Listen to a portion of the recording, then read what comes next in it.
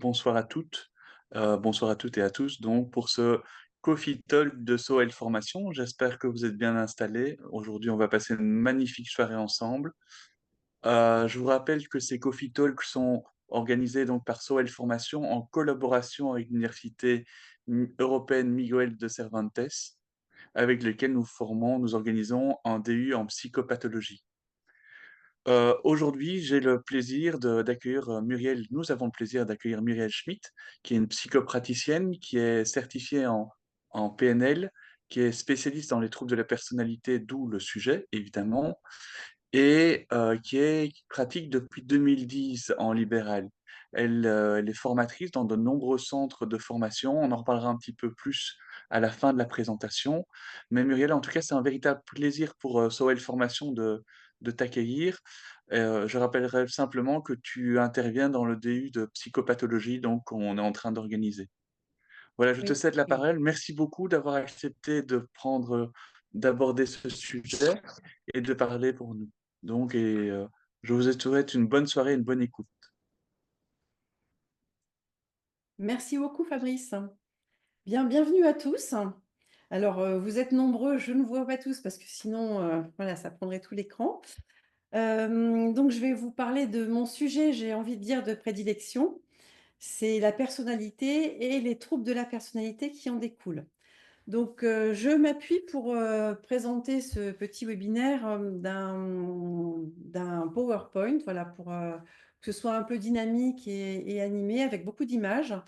Je vais parfois aller un petit peu vite peut-être parce que vous allez voir que c'est un sujet qui est éminemment complexe, très intéressant, passionnant même, mais relativement complexe et le synthétiser dans un temps aussi court, va être, une véritable gageure. Donc parfois, je vais peut-être aller un petit peu vite dans les concepts. J'ai essayé de les simplifier, en tout cas de les rendre les plus abordables possibles. Mais vous pourrez poser effectivement toutes les questions que vous souhaitez quand j'aurai terminé cette petite présentation sur les troubles, enfin la personnalité, donc du normal au pathologique. Et effectivement, cette présentation-là est plutôt dédiée pour les thérapeutes avec un peu une notion de guide pour que vous vous y retrouviez un petit peu et que vous voyez quel est l'intérêt de comprendre ce que c'est que la psychopathologie et notamment d'aborder ce sujet-là sous le regard de la psychopathologie. Alors, hop, si ça veut bien. Le sommaire de cette présentation, bah, il y aura une petite introduction. Ensuite, je développerai sur la définition de la personnalité, puis comment va se construire la personnalité. Ensuite, la différence d'approche que l'on peut avoir sur la notion de personnalité entre la psychologie et la psychopathologie. Et vous verrez que ce n'est pas du tout la même chose et on est dans deux univers différents. Pardon. Nous chercherons ensuite, pour être vraiment dans la notion de guide du thérapeute, à identifier les processus qui vont mener du normal au pathologique, qui est vraiment le propos de ce soir, pour arriver à la conclusion en quoi une formation en psychopathologie va-t-elle être indispensable. Donc voilà où je veux en venir après cette présentation qui va certainement vous questionner et vous aider pour ceux qui en auraient besoin, à chercher à aller un peu plus loin dans ce sujet-là dont nous avons absolument besoin quand nous voulons accompagner les patients. Effectivement, en préambule, la grande question qui se cache derrière la personnalité, c'est qui suis-je? Qui sommes-nous et qui avons-nous en face de nous? Et en fait, cette question-là, elle peut justement se résumer en termes de personnalité. Quand on parle de qu'est-ce que c'est que la personnalité, ben, en fait, c'est qui je suis, qui est l'autre, quelle est notre personnalité. Cette appétence qu'on peut avoir sur cette connaissance-là, en fait, c'est ce qui explique qu'on soit aussi attiré par les tests. On a tous, enfin, pour la plupart des gens avec qui je discute, que j'accompagne, que je suis, parce que je suis psychopaticienne, en plus d'être formatrice, ça intéresse tout le monde, les tests. Parce que en fait, ça permet, c'est rassurant, ça permet de répondre à cette grande question existentielle, qui suis-je? Mais bon, en tant que thérapeute, on ne peut pas faire passer de tests à nos patients ou nos clients ou nos consultants, peu importe comment vous les appelez. Et pourtant, ben, on a besoin quand même de prendre en compte cette dimension de la personnalité de chacun, la nôtre comme celle de la personne qu'on accompagne pour pouvoir être en lien et travailler ensemble. Alors, qu'est-ce que c'est en fait que la personnalité? Je pense que pour parler correctement d'un sujet, il faut déjà être au clair sur une définition. C'est un terme dont on entend beaucoup parler, on parle beaucoup donc de tests de personnalité, mais finalement, qu'est-ce qu'il y a derrière la notion de personnalité? En fait, c'est le fait que chaque individu va être une combinaison unique de traits, qu'ils soient normaux ou plus ou moins pathologiques. Donc en fait, on va utiliser ce terme de personnalité dans la normalité comme dans la pathologie. Et puis aujourd'hui, on a beaucoup de modèles, de divers tests grâce auxquels, a priori, on peut définir les grandes caractéristiques des personnalités. J'en parlerai un petit peu plus loin de ces fameux tests de personnalité. Mais pour revenir sur la définition de la personnalité en elle-même, il y a vraiment une notion de dynamique. On est dans, quand on parle d'une personnalité, du résultat de l'intégration dynamique, ça c'est vraiment important, de trois composantes. Une composante cognitive, une composante pulsionnelle et également une composante émotionnelle. On peut parler de personnalité quand on a effectivement étudié et mis en lumière l'interaction dynamique de ces trois composantes-là. À partir de ça, on a la base de la personnalité, puis on va parler de quelque chose qu'on entend souvent, les traits de personnalité. Qu'est-ce qu'on entend par trait de personnalité? Là, pour le coup, pour un peu affiner cette définition de la personnalité, ça va être la façon dont le sujet va percevoir le monde qui l'entoure, va se penser, lui, dans son environnement et va se penser par rapport à lui-même. Et en fait, ces différents traits, l'agencement de ces différents facteurs, ça va donner ces modalités relationnelles. Donc on a les facteurs cognitifs, pulsionnels et émotionnels, et on affine tout ça avec la relation, les modalités relationnelles de la personne. Voilà comment déjà on peut parler de personnalité. On va parler aussi de personnalité quand on a quelqu'un qui est stable, c'est-à-dire qui a vraiment une notion de permanence de l'individu et unique. On va reconnaître la personne parmi toutes les autres. Vous savez, quand on dit de quelqu'un, oh lui, il est timide, donc on va un peu développer tout ça, mais effectivement, on va pouvoir identifier une personne par rapport à ses différents traits de personnalité, ne serait-ce que de manière intuitive déjà. C'est la manière dont on perçoit la personne. Et effectivement, quand on parle d'ailleurs de normalité, mais un peu de pathologie aussi, il faut qu'on puisse, pour qu'on puisse parler d'une personnalité qui a une notion de stabilité et d'unicité. Comment elle va se construire cette personnalité? Alors là, je vais faire une analogie avec la construction d'un personnage de jeu de rôle. Alors je ne sais pas si certains d'entre vous connaissent les jeux de rôle. Quand j'étais jeune, j'étais une grande joueuse. Et comment on construit un personnage de jeu de rôle? Donc vous avez des petites figurines qui représentent des personnages qui, sont dans des castes, on va dire, différentes. Alors vous avez par exemple le druide, le guerrier, le voleur, l'archer. Voilà, vous avez toute une galerie de personnages et chacun de ces personnages va avoir des caractéristiques communes. On pourrait appeler ça les qualités, par exemple, les qualités, les défauts. Donc, admettons par exemple, on ait 12 caractéristiques pour chaque personnage. Chaque type de personnage. On va avoir pour tout le monde l'intelligence, la connaissance, le charisme, l'agilité, la force. Voilà, admettons qu'on ait ces 12 caractéristiques pour chacun des personnages. Moi, j'hésite, je me dis, bon, qu'est-ce que je vais construire? Avec quoi je vais jouer aujourd'hui? Oh, bah tiens, j'ai envie d'avoir un druide.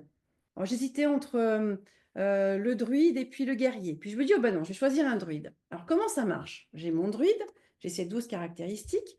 Et puis, vous voyez, là, je vous ai mis des dés qui ont, c'est pas comme nos dés à 6 faces, pour ceux qui ne connaissent pas. On a des dés avec plein de faces différentes, enfin plusieurs faces. Alors, pour la personnalité, par exemple, la personnalité, la caractéristique de mon personnage, là, le plus gros que j'ai trouvé, c'était à 12 faces, mais bon, admettons qu'on a un dé à 20 faces.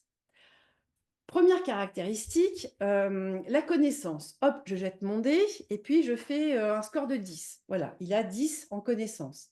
Je jette un dé sur la caractéristique de la force, il a 8. j'en jette un autre sur le charisme, pas de chance pour lui, il a 2. Voilà, puis comme ça, je vais faire toutes mes caractéristiques, je vais avoir une première image de mon personnage. Et puis, là, comme j'ai choisi un druide, ben, il va être minoré dans le jeu et majoré sur certains axes. Un druide, il a besoin d'avoir de la connaissance. Donc, on va lui mettre artificiellement +2 en connaissance. Et puis par contre, il n'a pas besoin d'être fort. Donc on va lui enlever 2 en force. Voilà, puis on va faire une matrice comme ça d'un personnage. Si j'avais choisi un guerrier, par exemple, il aurait eu -2 en connaissance, parce que c'est pas ce qu'on lui demande, et +2 en force. Voilà, donc j'ai mon personnage pour commencer le jeu. Et puis, je joue avec et au cours du jeu, il va être, dans le scénario, que le maître de jeu a mis en place, il va être confronté à des épreuves, il va vivre des aventures et moi, je vais devoir faire des choix pour que mon personnage survive, mais aussi pour le faire évoluer. Et puis quand même, moi, j'ai envie d'avoir un druide un peu guerrier. Donc, au fur et à mesure des expériences qu'il va acquérir, je vais plutôt aller solliciter chez lui des compétences qui vont être liées, bon, non seulement à ses connaissances, mais je vais chercher à le faire évoluer en tant que guerrier pour apprendre à se défendre. Donc, il va gagner de la force dans son expérience. Et puis, à la fin du jeu, j'aurai eu un personnage au départ qui a une image globale. Et puis, à la fin, je vais finir avec un personnage qui aura évolué en fonction des choix que j'aurai faits et des épreuves qu'il aura rencontrées. Voilà. Et effectivement, si quelqu'un d'autre dans le jeu a choisi aussi un druide, à la fin du jeu, chacun de nos personnages vont avoir leur propre personnalité. Et vous allez voir le lien que je fais avec le développement d'une personnalité chez les êtres humains.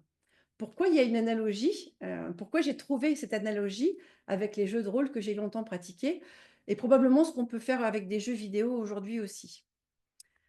Alors, je vais quand même faire un petit point de vocabulaire, parce que dans le domaine psy, c'est psy au sens large du terme. Vous avez les psychiatres, vous avez, les psychologues, vous avez les psychanalystes, les psychopraticiens, les psychopathologues. Alors moi, je suis psychopraticienne et puis psychopathologue en formation.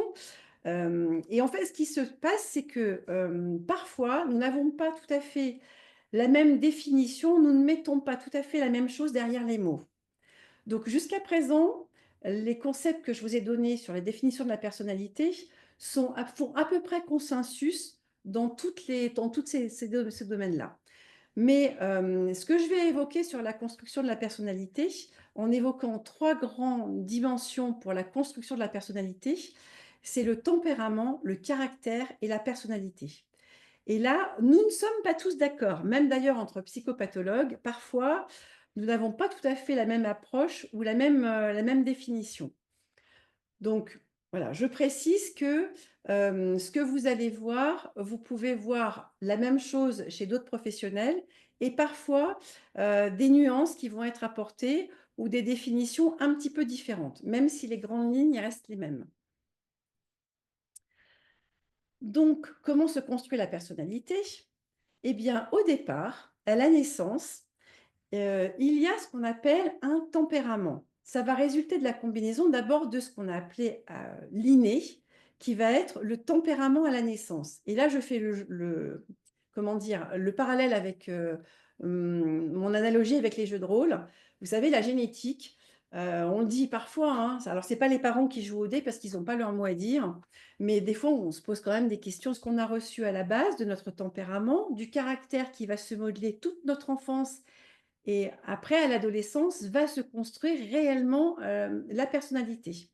Et c'est seulement, en fait, à partir de l'âge adulte que l'on peut, heu, commencer à vouloir faire passer des tests et qu'il devient possible de définir la personnalité. Alors, il existe quand même aujourd'hui des tests pour les enfants.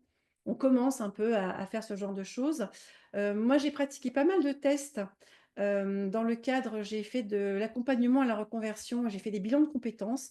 Donc dans le cadre des bilans de compétences, il y a eu beaucoup de tests qui ont été mis en place pour, justement évaluer les personnes qu'on accompagnait et pour essayer de les, insérer au mieux par rapport à leur projet professionnel, par rapport à leur personnalité.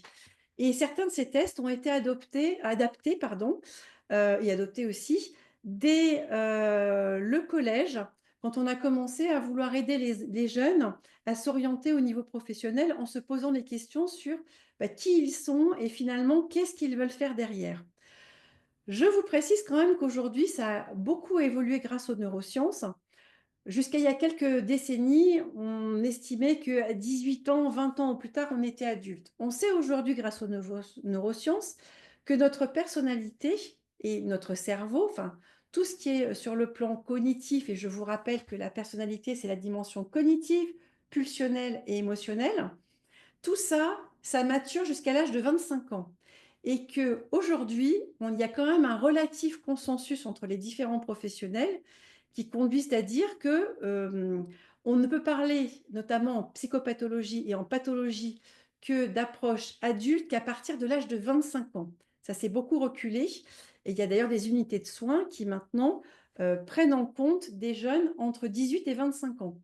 On a les enfants, les adolescents et le jeune adulte, on considère que jusqu'à 25 ans, rien n'est encore figé en psychopathologie. Alors, petite, comment dire? Petite phrase que j'aime beaucoup: «Chacun de nous possède une musique d'accompagnement intérieur et si les autres l'entendent aussi, ça s'appelle la personnalité» et c'est pas un psy qui a dit ça, c'est un écrivain, c'était Gilbert Cesbron qui disait ça. Et c'est intéressant cette phrase parce qu'il avait compris, ce monsieur, que la personnalité, c'est ce qui va nous caractériser par ce qu'on perçoit de nous-mêmes, mais aussi, et peut-être surtout d'ailleurs, par ce que notre entourage perçoit de nous. C'est d'ailleurs ce qui rend la notion de définition de la personnalité et l'étude de la personnalité de chacun, les fameux tests, aussi complexe. Parce que, et ça on s'est amusé à le faire certains professionnels, on donne le questionnaire à la personne que l'on veut, évaluer, elle va donner certaines réponses, mais là où ça devient intéressant, c'est de donner ces questionnaires-là aussi à son entourage et de voir les réponses que vont donner l'entourage. Pour les enfants, en tout cas, quand on travaille sur la notion de personnalité chez les enfants, c'est ce qu'on fait. Et c'est intéressant de voir cette interaction qu'il y a, cette dimension relationnelle qui va être juste fondamentale. Alors justement, on va venir sur la différence que je posais en préambule entre l'approche en psychologie et l'approche en psychopathologie. En fait, ce sont 2 univers totalement différents et les tests de personnalité se font principalement en psychologie et pas en psychopathologie. Quand on abordera le versus psychopathologie, j'en reparlerai, mais quand on parle de tests de la personnalité, aujourd'hui, c'est uniquement dans le domaine de la psychologie. Il y a plusieurs, questionnaires et modèles qui vont révéler justement cette personnalité. Le plus connu en France et l'un des plus utilisés, c'est le NEO-PR, le NEO, et la plupart des psychologues vont considérer la plupart de ces tests vont être sur 5 facteurs pour la décrire, ce qu'ils appellent le Big Five. Il y avait le Big Three il y a quelques années et maintenant on est passé au Big Five. Même s'il y a différents modèles, on en revient à l'histoire, du vocabulaire qui n'est pas tout à fait le même pour tout le monde. Dans chaque concept, chaque, même pas là, on est dans les psychologues, même les psychologues ne vont pas être tout à fait d'accord entre eux et il y a des petites variations suivant les tests qu'on utilise. Alors là, j'ai pas je on va le faire assez vite, en psychologie parce qu'en fait, il n'y a que les psychologues cliniciens qui peuvent faire passer des tests de personnalité en tant que tels, notamment le NEO. Là, ce schéma-là représente, la version du test NEO. Alors, que va, chercher à évaluer, ce test-là? Il y a les 5 dimensions l'extraversion, l'agréabilité, l'ouverture, le névrosisme et la conscience. Et à chaque fois, ils vont préciser un peu comme des traits de personnalité. Donc là, on va être sur le comportement, la chaleur humaine, le comportement grégaire, l'affirmation de soi, l'activité, la recherche des sensations et les émotions positives dans l'extraversion. C'est ce que va chercher à évaluer ce facteur-là. Le facteur de l'agréabilité, on va chercher à évaluer avec ce test la confiance, la droiture, l'altruisme, le respect des règles, la modestie, la sensibilité. L'ouverture, là, ce que cherche à tester, ce facteur-là, c'est l'ouverture aux rêveries, à l'esthétique, aux sentiments, aux actions, aux idées, aux valeurs. Dans le névrosisme, alors le névrosisme, c'est un terme en psychologie, qui est la prédisposition d'un individu à ressentir des émotions négatives. Alors, ce terme de émotion négative me dérange un peu parce que, pour moi, dans mon approche, l'émotion est une réponse à un stimuli extérieur, donc c'est ni positif ni négatif.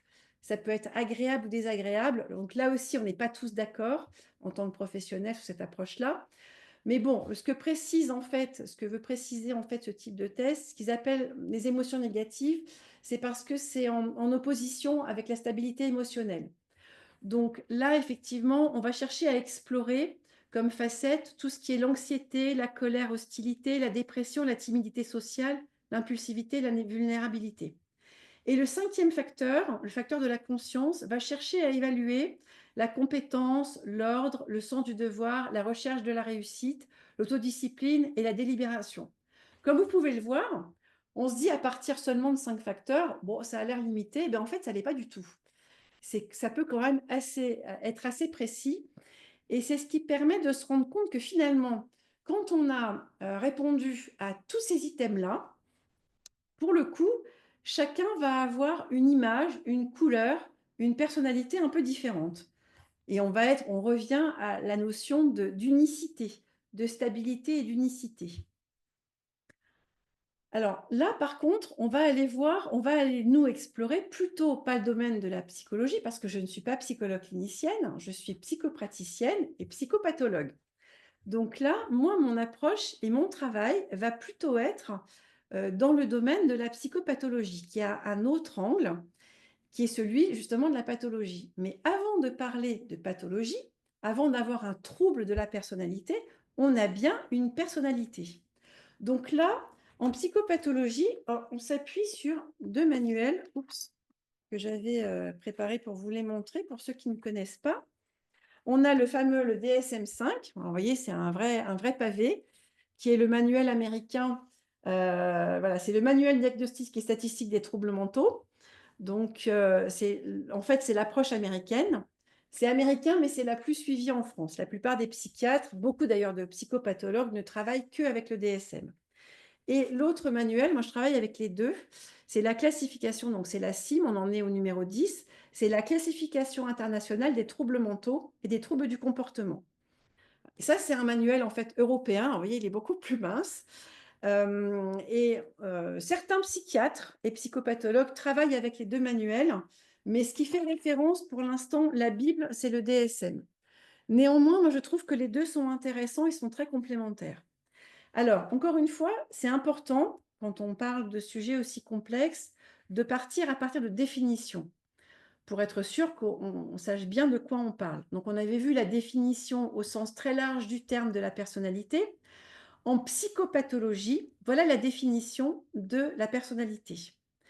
C'est l'organisation dynamique des systèmes psychophysiologiques qui détermine l'adaptation unique d'une personne à son environnement. Donc là, effectivement, on se retrouve quand même avec cette notion de système dynamique. C'est dit d'une manière un petit peu différente. Et ce qu'appellent en psychopathologie les traits de personnalité, ça représente les différences entre les individus dans la manière qu'ils ont de penser et d'éprouver les émotions et la manière dont ils se comportent. Donc on se retrouve là aussi avec des systèmes dynamiques où on prend en compte le cognitif, le mode de pensée, le pulsionnel, l'émotionnel et le comportement, ce qui va être effectivement les modes d'action. Alors, je vous ai mis un exemple, voilà, qui est, par exemple, quelqu'un qu'on pourrait taxer d'anxieux ou de peureux. En fait, l'anxiété ou la peur, ce sont des états émotionnels qui sont normalement passagers et qui concernent tout le monde. Encore une fois, c'est une réponse à des stimuli extérieurs, à ce qu'on est amené à vivre en tant qu'épreuve. Mais une personne qui va systématiquement, à chaque fois qu'elle va vivre quelque chose, avoir cette réponse première à l'environnement, qui va l'éprouver d'une manière durable, intense, plus que d'autres personnes, va pouvoir être caractérisée d'un trait de personnalité dont on va dire qu'elle est anxieuse ou craintive. Voilà, et ça va être une réponse systématique. Si vous avez une personne qui, quand, elle doit faire, un nouveau challenge, elle part faire un trek dans l'Himalaya, elle est enthousiaste, voilà, OK, sa personnalité, ça peut être justement l'enthousiasme. Quelqu'un qui n'a jamais peur de rien, qui est audacieux et puis bon, le collègue qui part avec, lui, va plutôt être complètement anxieux, va systématiquement voir le pire, imaginer ce qui pourrait se passer. Là, on voit qu'il y a une notion de personnalité et on n'est pas et de trait de personnalité et encore une fois, là, on n'est pas dans de la pathologie. On est dans une réponse qui peut être systématique, mais qui n'est pas forcément pathologique. Voilà, donc à chaque individu va correspondre une combinaison unique de traits. Je vais un petit peu vite, hein, mais comme en plus on a perdu pas mal de temps avec les problèmes de connexion, vous pourrez poser, toutes les questions que vous souhaitez, après. Donc là, ce qu'on va regarder là en psychopathologie, ce sont justement ces fameux traits spécifiques.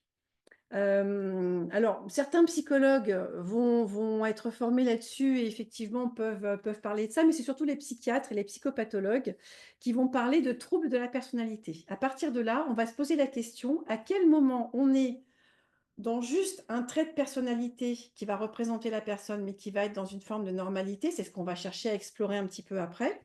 Et à quel moment on va basculer dans un trouble de la personnalité? Ça, c'est le langage, des psychopathologues et des psychiatres. Les psychologues, eux, vont plus parler de personnalité difficile ou de style ou de tendance dysfonctionnelle.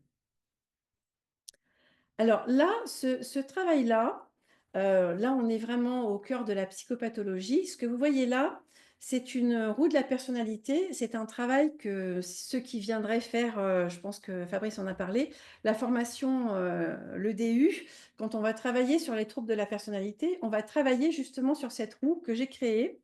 Elle est à partir d'un travail qui a été fait par un gestaltiste qui s'appelle Serge Ginger, qui fait partie de l'école parisienne de Gestalt. Il avait créé déjà une première roue de la personnalité et moi j'ai repris son travail et je l'ai enrichi en associant dessus tous les concepts du DSM et de la CIM.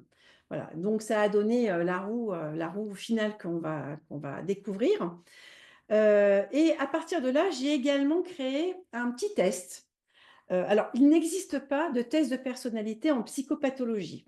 Vous n'avez que les tests de personnalité créés par les psychologues en psychologie différentielle et que vous font passer les psychologues cliniciens. Il n'y a pas à ce jour de test en psychopathologie. Donc, ce que je me suis amusée à créer et que je teste depuis plusieurs années, pour le plus grand bonheur des personnes qui font les formations avec moi, c'est quelque chose que vous ne trouverez pas dans le commerce, mais qui est assez intéressant justement pour apprendre à se connaître et qui va vous permettre d'avoir une autre perception de la psychopathologie. Parce que vous allez voir, quand vous allez voir apparaître les noms des différents traits de personnalité, ça fait peur. Et le fait de se former là-dessus, d'être formé sur de la psychopathologie de base et de bien comprendre toutes les dimensions, ça va permettre de prendre du recul par rapport à tout ce qui est rentré dans le langage courant d'une manière parfois effrayante et de comprendre que ce sont simplement des dimensions qui font partie de nous-mêmes.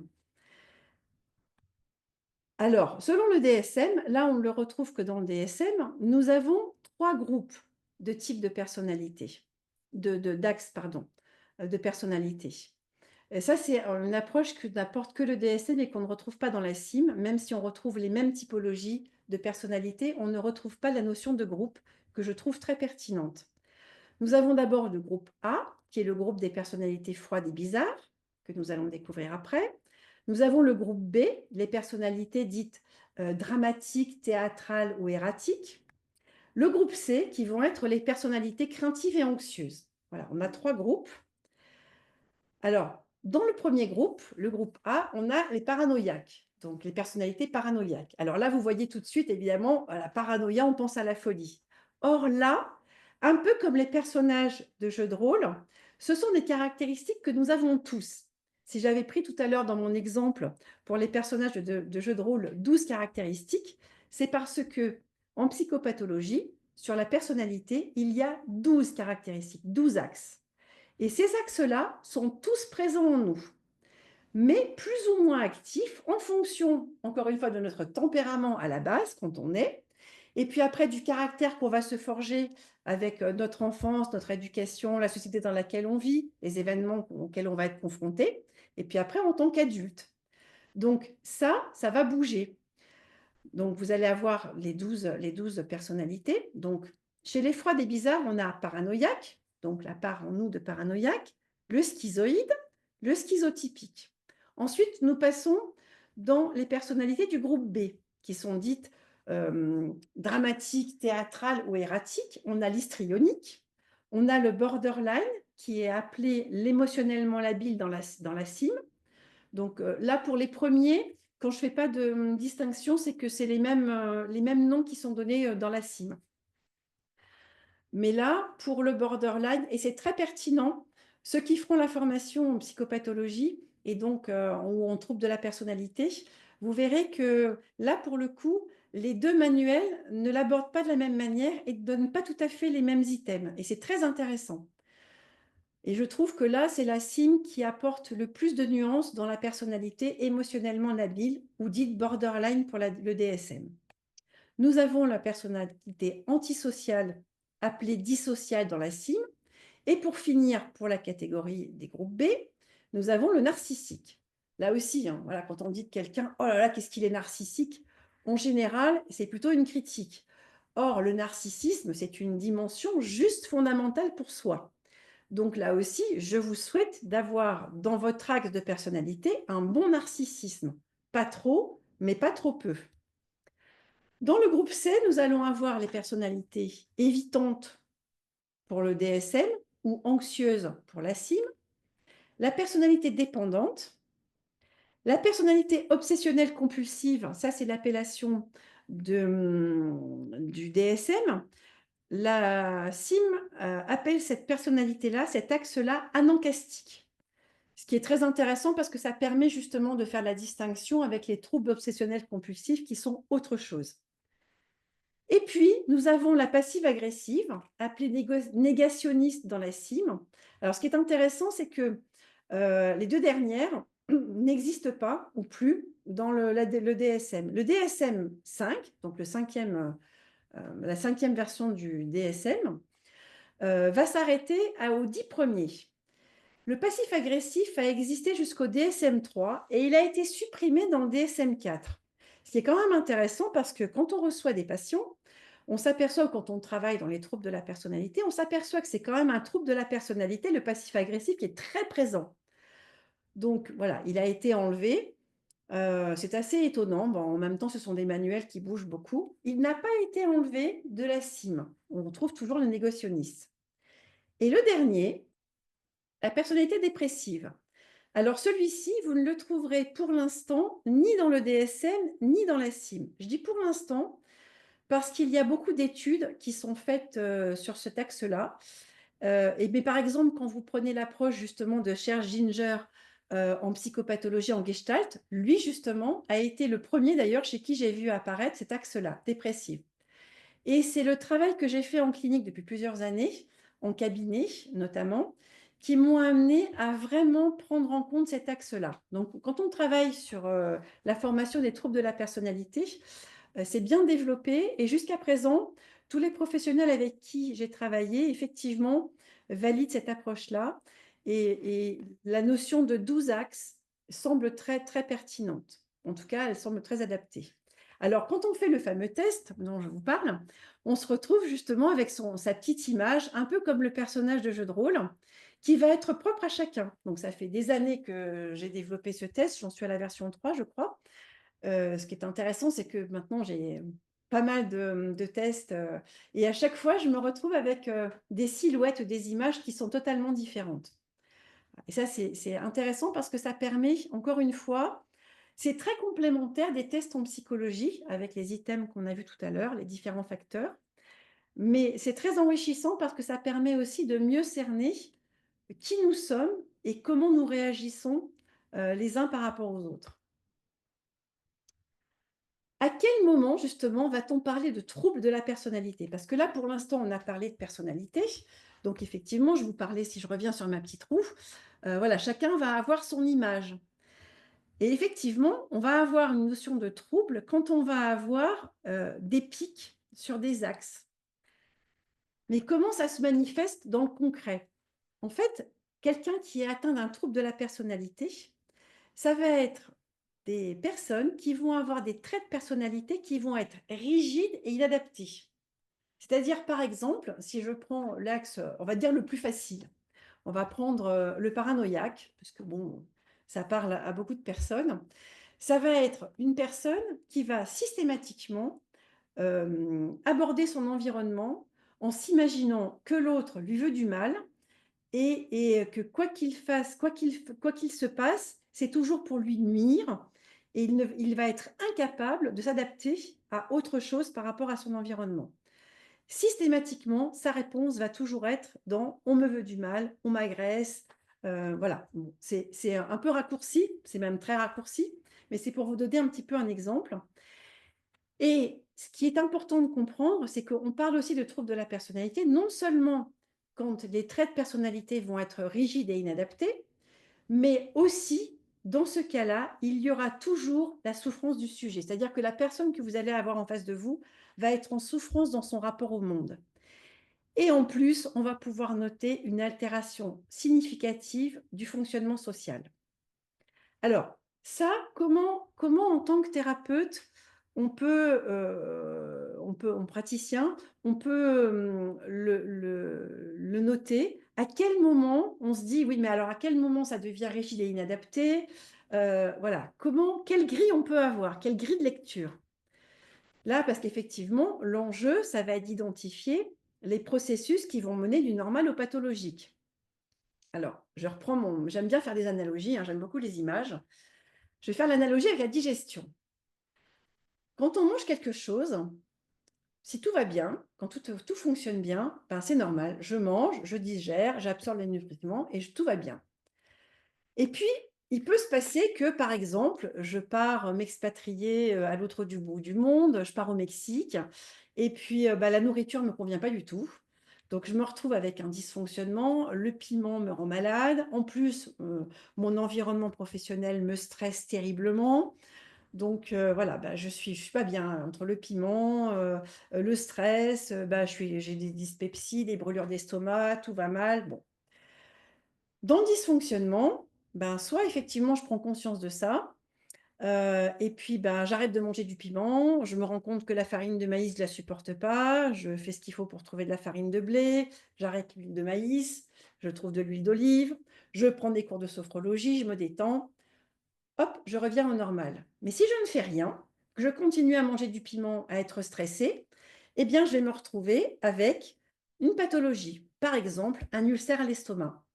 Et alors là, je peux toujours enlever le piment et mettre de l'huile d'olive et puis faire de la sophrologie. Quand il y a un trou dans l'estomac, il y a un trou dans l'estomac. Bah, il faut de l'oméprazole, il faut un médicament pour restaurer, pour réparer tout ça. Quand on prend ce médicament, on revient à la normalité, mais si on ne travaille pas sur les éléments qui ont amené le dysfonctionnement et donc la pathologie, hop, on recommence. L'analogie avec l'esprit humain, en fait, quelqu'un l'a très bien mis en lumière. Il y a une grille de lecture qui est assez vieille, hein, elle date de 1987 et il n'y a jamais eu d'autres travaux qui ont été faits là-dessus. Moi, je la trouve excellente. C'est un Américain qui s'appelle Alan Frances. Il a créé justement une évaluation globale du fonctionnement. Et à mon avis, donc c'est le Global Assessment of Personality, il a 7 niveaux et à mon avis, ça c'est une bonne grille de lecture pour voir et pour évaluer un petit peu où on est les personnes avec lesquelles on travaille, que l'on a en face de nous. La première grille, le premier niveau, c'est le fonctionnement supérieur. Alors là, je vais lire parce que ce sont les traductions, d'Allen Frances. Donc il part de traits de personnalité admirables et bien adaptés. Fonctionnement social et professionnel de haute qualité. Semble maîtriser les problèmes de l'existence. On recherche et apprécie la compagnie de cette personne en raison de sa chaleur et de son intégrité. La personne parfaite. Bon, personnellement, je ne l'ai encore jamais rencontré en cabinet. Effectivement, ce type de personne ne vient pas nous voir. Niveau 2, on est encore dans un très bon fonctionnement.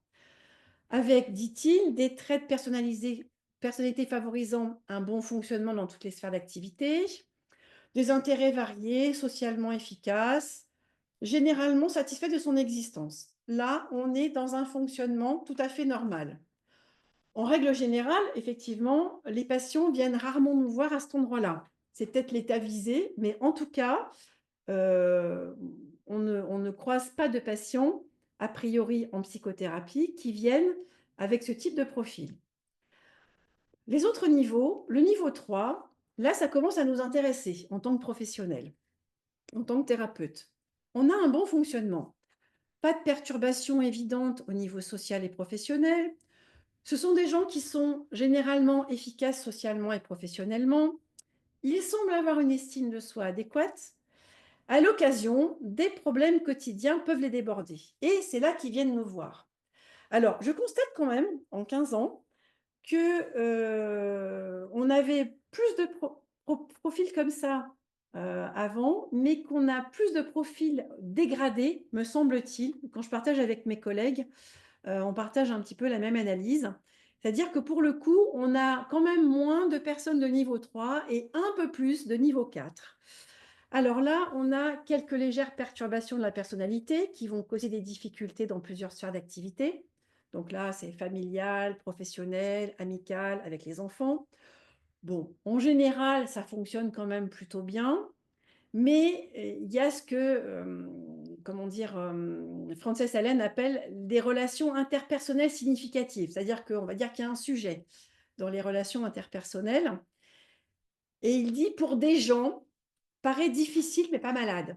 Voilà et lui, il appelle ça le seuil mobile entre type et trouble de la personnalité et ça, c'est intéressant parce qu'aujourd'hui, c'est ce qu'on va avoir le plus, me semble-t-il, en cabinet. D'où l'intérêt de bien se former en psychopathologie. Ensuite, là, alors là, si je reprends ma petite image, voilà, c'est vraiment l'image du dysfonctionnement. C'est-à-dire que là, pour le coup, on n'est pas bien, hein, ça va pas du tout. Mais en travaillant sur soi, en travaillant en thérapie, entre autres, notamment puisque c'est mon approche, et bien du coup, on peut effectivement résoudre tous nos petits dysfonctionnements et y revenir à quelque chose de beaucoup plus dans la normalité. Et puis ensuite, les niveaux restants, les 3 niveaux restants, le niveau 5, c'est un fonctionnement faible, plusieurs traits de personnalité inadaptés, nuisant significativement au fonctionnement social, professionnel, à l'estime de soi. Alors là aussi, personnellement, je trouve que j'en ai de plus en plus. Et effectivement, si je dois faire alors je ne teste pas le test que j'ai créé, je ne le teste pas avec mes patients. C'est très clair. Ce n'est que dans le domaine de la formation et je ne travaille ce test-là qu'avec des professionnels et dans des cadres de formation. Ça n'a pas vocation justement à devenir un test, à mettre en place avec des patients. Néanmoins, par rapport aux connaissances que j'ai, je me rends compte que quand même, j'ai de plus en plus de personnes qui ne sont plus sur le seuil mobile, mais qui ont quand même basculé, dans un trouble de la personnalité. Là, on commence à être clairement à cet endroit-là. Le niveau 6, fonctionnement très faible, donc trait de personnalité nuisant de façon marquée, à plusieurs niveaux, familial, amitié, travail, estime de soi. Alors à partir de là, je suis superviseur aussi, quand, je suis en supervision avec, des thérapeutes, à partir de là, il faut travailler avec un psychiatre. Le psychiatre étant justement celui qui prescrit les médicaments quand il y a une pathologie, donc ça n'est pas incompatible, hein, justement. Je travaille beaucoup avec des psychiatres pour, des personnes qui ont besoin qui sont dans la pathologie. Ça n'exclut pas un accompagnement en thérapie. Néanmoins, quand on se retrouve avec des personnes comme ça, alors quand on travaille, justement sur les troubles de la personnalité, on voit les différents types de profils et on voit selon les profils à quel moment il est fondamental d'être accompagné et de travailler avec un psychiatre.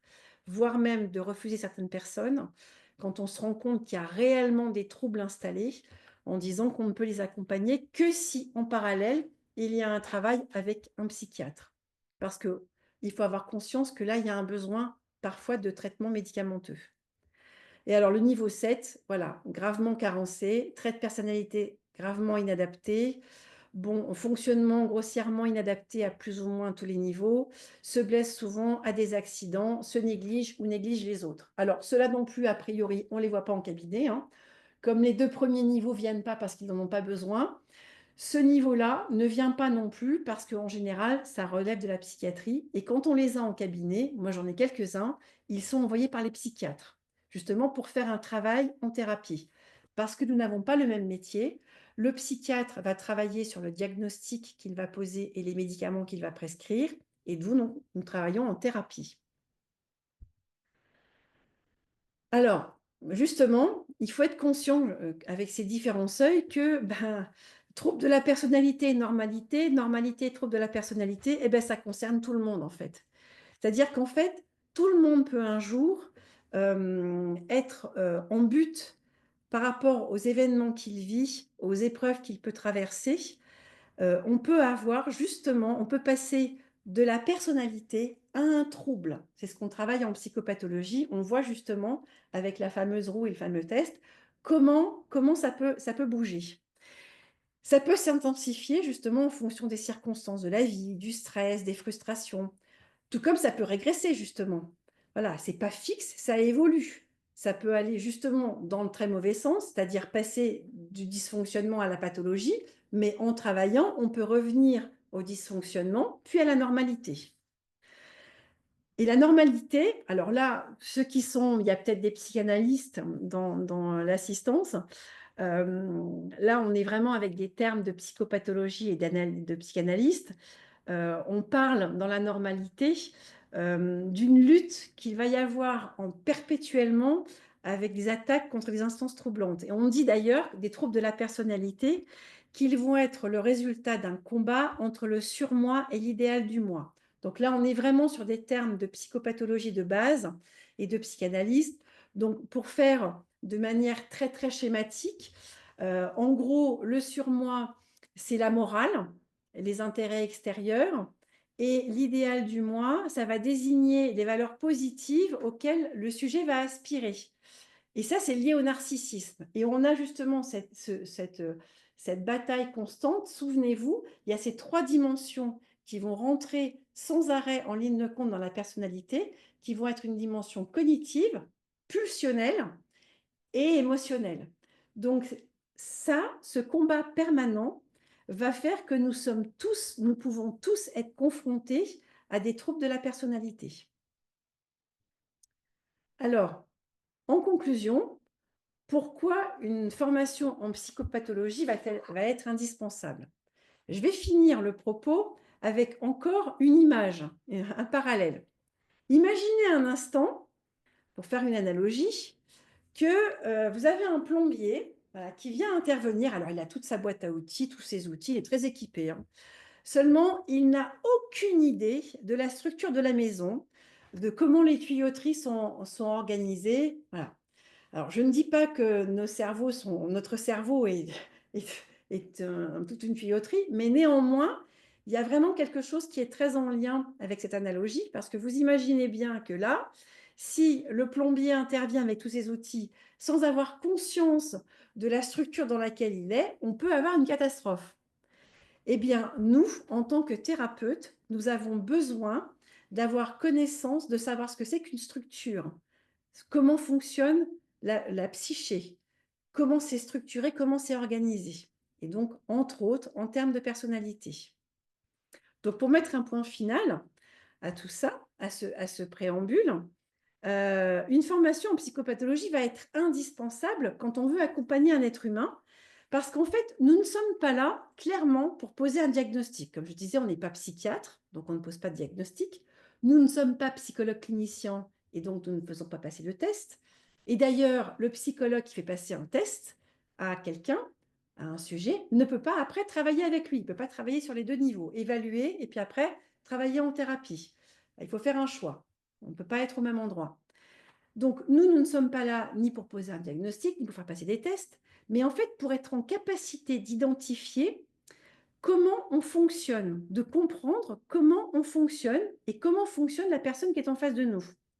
Ça va nous permettre d'être mieux en lien et de travailler avec nos patients. et je donnerai la parole en finale, pour finir mon propos, à Guy Besançon, qui est un professeur français. Il est psychiatre à la faculté de médecine de Nantes, pardon, et il est auteur d'un manuel de psychopatho. Et il dit qu'il n'y a pas de différence de nature entre l'homme sain et l'homme malade. Tout être humain a en lui les potentialités de décompensation psychique sur un mode ou sur un autre. Alors, évidemment, ça fait peur, parce qu'on se dit, oh là là, on peut tous effectivement un jour décompenser.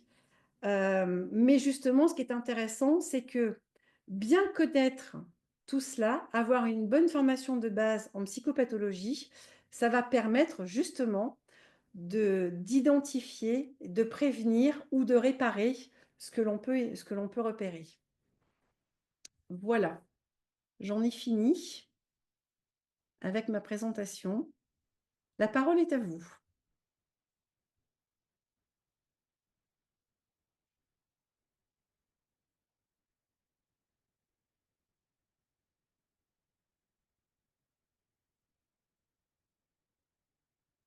Allô, allô? Muriel, je pense que quelqu'un a demandé la différence entre niveau 1 et niveau 2, s'il te plaît. Ah, Saurais-tu reprendre un tout petit peu la oui, notion, s'il te plaît? Merci bien beaucoup. sûr. Je vais revenir sur, hop, alors je vais revenir, hop, sur mon partage d'écran. Effectivement, je suis désolée, je suis allée un petit peu vite. Hop, alors, hop, je vais aller vite, vite. Je suis allée un petit peu vite, je suis désolée, mais effectivement, on peut y revenir. Bon, elle est très minime, hein, la différence entre niveau 1 et niveau 2. En fait, voilà, j'ai remis la slide. Voilà. En fait, le niveau 1, on pourrait presque dire que ce sont, vous savez, les sages, les maîtres. Ce sont les personnes, si on reprend l'approche jungienne, ça serait la personne qui serait, voilà, qui aurait atteint l'individuation, qui a atteint vraiment le sommet, voilà, qui est vraiment parfaite, qui n'a plus rien à améliorer et on va chercher à côtoyer pour apprendre de cette personne-là. Alors que le niveau 2, ça va être une personne qui fonctionne bien, mais sans plus. Est-ce que c'est clair? Magnifique, magnifique. Merci Muriel. Hem, les remerciements sont très chaleureux, très nombreux. On est très honorés, d'avoir autant de retours, positifs de votre